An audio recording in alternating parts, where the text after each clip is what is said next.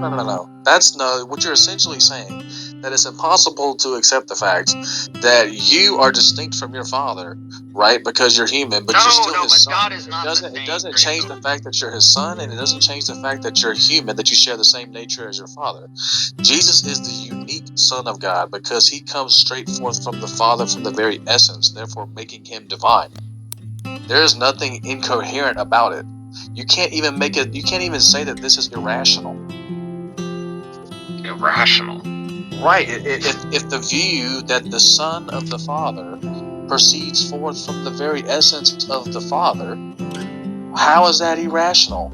Because you're the son of your father, and you come from the very essence of humanity, your father. Yeah, to even put Jesus God is the unique son. If Jesus is the unique son, there is nothing irrational to say that the eternal Son has came forth from the Father from eternity past, from everlasting, and they have been in eternal relationship and eternal fellowship.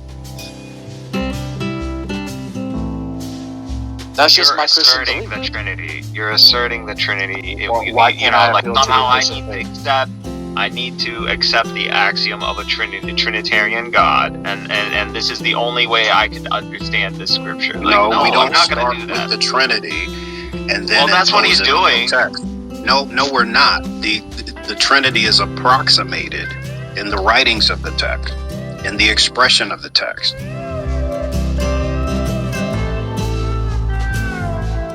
Okay, so you have to understand that. As a matter of fact, let me ask you, because earlier you brought up Jews. Have you read any Jewish commentaries on the Gospels? On the New Testament? No. Okay. All right, well, let me just share a couple of things with you and show you how they see exactly what we see. They just reject it. They don't do what you guys do and go into these texts and then lie and say, I already explained this to you, DL. Okay, so let me just let me quote a couple of things. No, go ahead. This is Rabbi Daniel Boyarin in his book, The Jewish Gospels, the Story of the Jewish Christ. He says, the high priest, speaking of Jesus, chapter 14 of Mark when he's on trial. He says, the high priest clearly knows the terms Christ, Son of God, and Son of Man. He also perceives that when Jesus says, I am, he is declaring himself the one whose name is I am Yahweh himself. Exodus chapter 3, verse 14, as Yahweh revealed himself to Moses. Through all of these terms, Jesus is claiming some share of divinity, hence the charge of blasphemy. Rabbi Samuel Sandmel, in his book, A Jewish Understanding of the New Testament, page 130 and 132, he states, speaking of Mark chapter 1, verses 1 through 3, just the introduction of Mark, he says, Mark begins with the formula, the beginning of the gospel of Jesus Christ, the Son of God.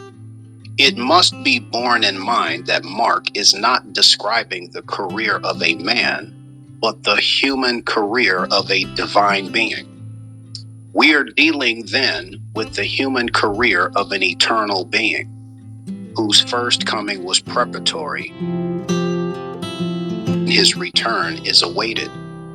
Once again, that's Rabbi, and I can go on and on. I can go to Tobias, Lax, all of these rabbis who have written commentaries on the Gospels clearly see that Jesus and the apostles are claiming that he is God.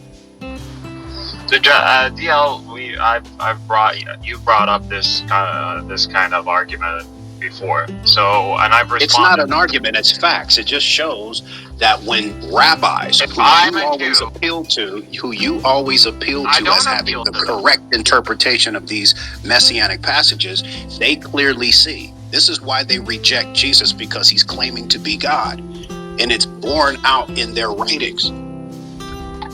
Yeah. So when you come to me saying, no, these gospels don't say that Jesus is God, you're literally going against what rabbis clearly say.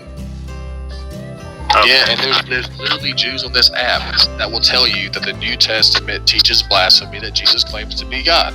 They'll tell you this. GGK, ask GGK. He'll tell you straight up, the New Testament clearly says it. Listen, it doesn't matter. I'm just telling you. Yeah, but what I'm telling you is there are non-Christians who also read the New Testament and understand that Jesus claims to be divine. Again, are you guys done? Because I understand your point loud and clear. But again, and let me explain something to you. But Daniel Boyarin's commentary is strictly on the Gospel of Mark. He even says in his introduction, he believes that Mark teaches that Jesus is divine.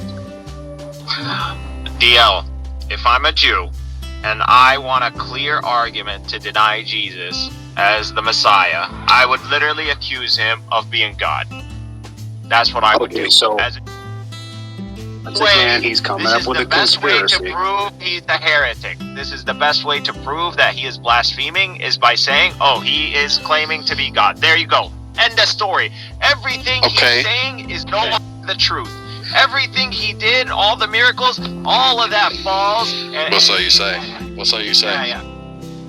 Well, that's again because the Jew thinks about God the same way I do.